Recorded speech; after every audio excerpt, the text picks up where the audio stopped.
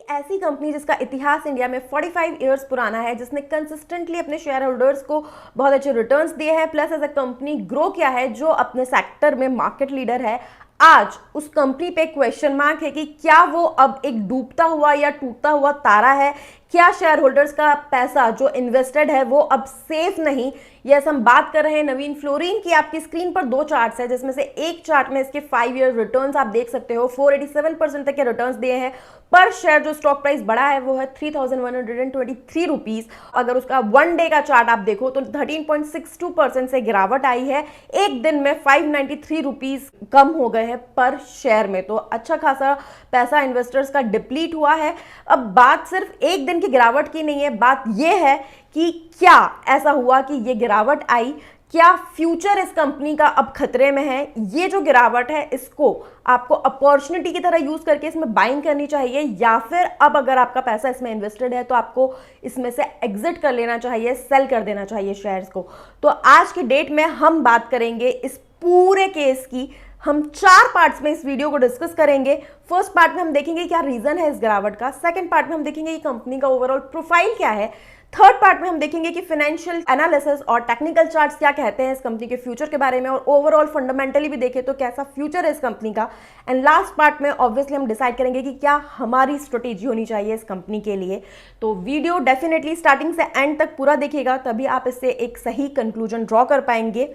और अगर आप मेरी राय पूछे तो एक सेबी रजिस्टर्ड इन्वेस्टमेंट एडवाइजर हूं, मैं हमेशा आपको ये कहूंगी, मैं अपने हर क्लाइंट को भी यही कहती हूं कि फाइनेंशियल इन्वेस्टमेंट्स बेस्ट होते हैं एक इंडिविजुअल के हिसाब से, उसकी फाइनेंशियल प्रोफाइल, उसकी फाइनेंशियल हेल्थ के हिसाब से। तो इसीलिए हमने bouquet of services, bouquet of products launch कर रखे हैं, ताकि हमारे क्लाइंट जब हमारे पास आते हैं हम उनकी प्रोफाइलिंग कर सके और डिसाइड कर सके कि उनके लिए इंडिविजुअली क्या सही इन्वेस्टमेंट स्ट्रेटेजी होनी चाहिए। तो अगर आप जानना चाहते हैं कि आपके लिए क्या सही इन्वेस्टमेंट स्ट्रेटेजी होनी चाहिए तो आप हमें कॉन्टैक्ट कर सकते हैं 9821611667 पे, व्हाट्सएप करके, कॉल करके, या फिर आप मेल कर सकते हैं investopedia.0@gmail.com पे। इनमें से हमारा जो एक सबसे फेवरेट प्लान है उसकी परफॉर्मेंस आपकी स्क्रीन पर है। So now let's get started with today's video. So the first part of the video की क्या रीजन है इस गिरावट का, तो अगर हम बात करें कि इमीडिएटली अभी जो न्यूज़ में सर्कुलेट हो रहा है वो ये है कि मैनेजिंग डायरेक्टर कंपनी के मिस्टर राधेश आर वेलिंग ने रिजाइन कर दिया है due to some personal reasons. Last working day उनका होगा 15 दिसंबर। तो अभी टेम्पररली विशाद मफतलाल उनकी प्रोफाइल को संभालेंगे, जो कि अभी ऑलरेडी कंपनी में है एग्जीक्यूटिव चेयरमैन की प्रोफाइल पर। एंड एडिशनल एक डायरेक्टर को भी अपॉइंट किया है 28 सितंबर से, सुधीर आर दियो। एंड ऑल्सो बिकॉज ये मैनेजिंग डायरेक्टर थे तो इनकी प्रोफाइल पे जो रिप्लेसमेंट है, जो नया मैनेजिंग डायरेक्टर है, उसकी सर्च कंपनी चालू रखेगी। तो अगर हम सिर्फ एक इस चीज को देखें कि पर्सनल रीजन से एक मैनेजिंग डायरेक्टर है जिन्होंने रिजाइन कर दिया, एंड इमीडिएट बेसिस पे उनका भी रिलीविंग डेट 15 दिसंबर तक का है। एंड ऑलरेडी कंपनी में जो एक सीनियर प्रोफाइल पे एग्जीक्यूटिव चेयरमैन थे वो उनकी प्रोफाइल संभाल रहे हैं, उनसे टेक ओवर ले रहे हैं। एंड साथ ही साथ में कंपनी ने एक और एडिशनल डायरेक्टर को भी अपॉइंट कर दिया है उनसे टेक ओवर लेने के लिए। एंड इतना ही नहीं बल्कि कंपनी एक नए एमडी को भी ढूंढ रही है। तो this situation seems very normal, right? लेकिन अगर बात करें इसको और थोड़ा डिग करें तो प्रॉब्लम क्या है कि अगर हम पिछला 3 साल देखें तो सीनियर प्रोफाइल पे बार बार लोगों ने रिजाइन किया है। अभी अगस्त में 18 अगस्त को रिजाइन किया था सीईओ ऑफ द कंपनी ने, जिनका नाम था मिस्टर रवि वेंकटरमन। एंड उनकी जगह पे रिप्लेसमेंट पे राजेंद्र साहू जी जो ऑलरेडी उस कंपनी में थे उन्हें प्रमोट किया गया है। इतना ही नहीं, अगस्त 22 में, एक साल पहले, जो सीएफओ थे मिस्टर बसंत कुमार बंसल, उन्होंने भी रिजाइन कर दिया था। और सिर्फ 1 साल के अपने टेन्योर में इस कंपनी में उन्होंने रिजाइन कर दिया। उसके पहले अक्टूबर 21 में मिस्टर केतन सबलोग जो उस टाइम पे सीएफओ थे उन्होंने रिजाइन कर दिया। Now if you look at the situation, chief financial officer CFO, जिसको सारे फाइनेंशियल्स के बारे में पता होता है, जो सारे फाइनेंशियल्स देखता है, जिसके हर जगह पर साइन होते हैं, स्टैंप लगते हैं, वो बंदा वहां पे नहीं टिक रहा है। 2021 से लेकर 2022 तक 1 में एक ने रिजाइन किया, फिर 22 में दूसरे ने रिजाइन किया, सीईओ ने रिजाइन करा, मैनेजिंग डायरेक्टर ने रिजाइन करा। तो जितनी भी सीनियर प्रोफाइल्स है उस पे से लोग रिजाइन कर रहे हैं। This now is somewhat alarming. अब हम अपने सेकेंड फेज पर चलते हैं कि कंपनी प्रोफाइल क्या है। तो कंपनी एक स्पेशलिटी केमिकल कंपनी है जो फ्लोरीन में अपने सेगमेंट में मार्केट लीडर है। और आपकी स्क्रीन पर एक चार्ट है जो दिखा रहा है कि कैसे फ्लोरिनेशन में ये 4 इनके मेजर वर्टिकल्स है। CDMO एक है जहाँ पे they focus since like 45 year, उनकी एक्सपर्टीज है फ्लोरिनेशन केमिस्ट्री में।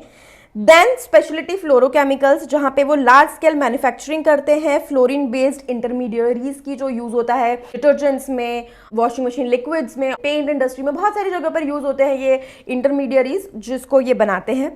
Inorganic fluorides, over 45 years of expertise in inorganic fluoride chemistry and refrigeration, very important। ये पायनियर है in manufacturing of refrigerant gases in India. And ना सिर्फ इनका India में but globally they have a very strong presence.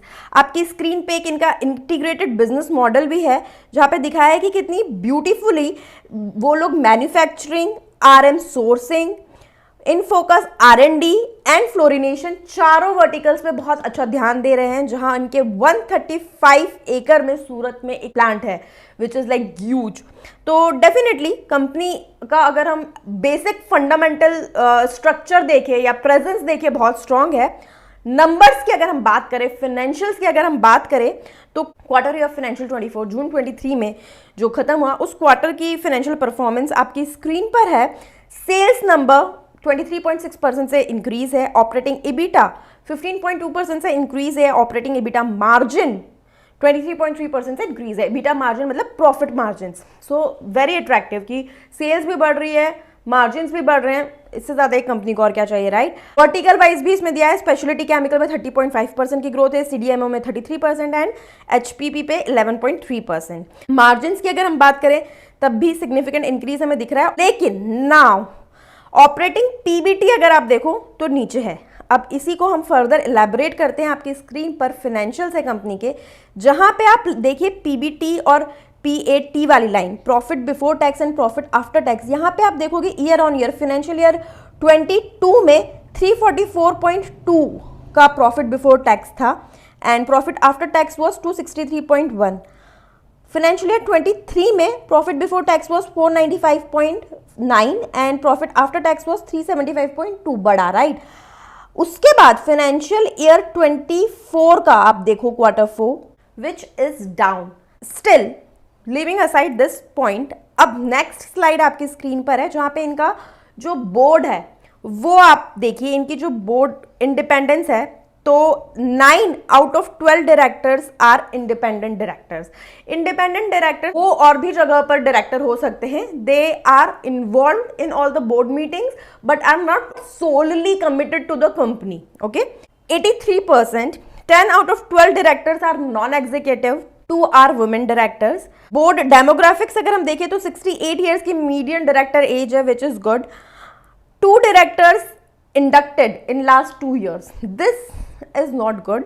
हम board members और ये सारी चीजें देखें तो बहुत ज्यादा कंफर्ट जोन मुझे अभी नहीं आ रहा है। अगर हम बात करें कि कंपनी की ओवरऑल सिचुएशन कैसी है, फाइनेंशियल्स हमने देख लिए, टेक्निकल अभी हम देखेंगे। उसके पहले हम ये देखते हैं कि जो मेजर एनालिस्ट है उनको अभी की सिचुएशन के बारे में क्या कहना है।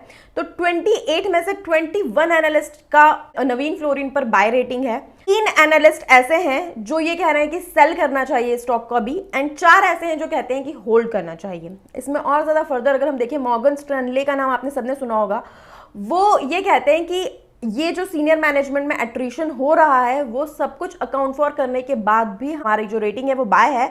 एंड वी से कि 1 साल के अंदर स्टॉक में 32% का अपसाइड आ सकता है, 4951 के रेट को स्टॉक टच कर सकता है। Now coming on the positives, definitely company is the market leader, global presence है कंपनी का, 45 ईयर्स से कंसिस्टेंटली जो रिकॉर्ड रहा है, शेयर होल्डर्स को benefit, timely dividend pay outs, everything, promoters, the top management of the company के ऊपर ऐसा सीवियर कोई क्रिमिनल केस या फिर कुछ ऐसा बैड रिकॉर्ड्स या कोई सेबी से नोटिस या इस तरह की कोई चीज, कोई हिस्ट्री नहीं है। नेगेटिव्स की अगर हम बात करें तो PBT एंड PAT दोनों डिक्रीज हुआ है, ये थोड़ा सा है अलार्मिंग।